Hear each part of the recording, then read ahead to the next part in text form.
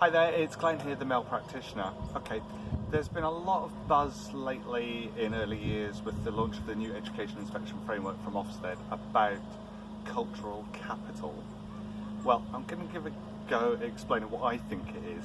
So, if you imagine each of the children coming to our nursery is a suitcase, and it's already partly packed, but it's up to us to finish packing that suitcase, okay?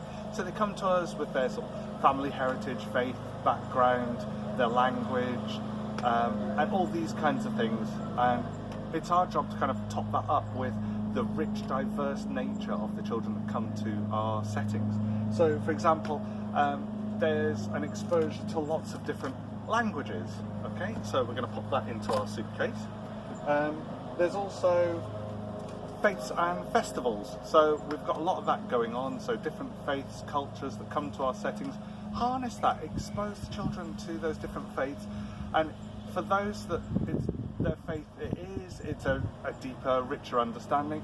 And for those that it's not their faith, not their festival, it doesn't matter, they're getting exposure to it and they're going to get a bigger understanding of the wider world that we live in. So we'll pop that into the suitcase. Of course, not forgetting, they need exposure to the arts as well. So art, music, dance, other forms of artistic culture as well. It's really important they have a really good, strong, creative foundation. And that's something that we can do. So we're going to pop that in as well.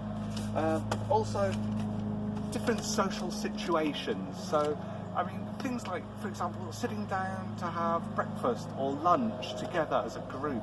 There's a really good, rich learning experience there through language, through the use of manners, please and thank you, different foods that we eat, talking about the textures, the smells, the tastes, all those social situations, so important, and a really rich and deep cultural capital that we can give to the children. The other one that we can think of is exposure to nature and the outdoors. Very, very important. Children aren't given that chance to get outside, listen to the sounds of grass being cut, or the flowers, the birds that are in the sky, the different types of weather, the seasons. All that exposure is such good grounding, and that's what we're aiming to do with cultural capital, is when children leave us to go to school, they've got that really good, rich cultural capital. And that's what I think it means.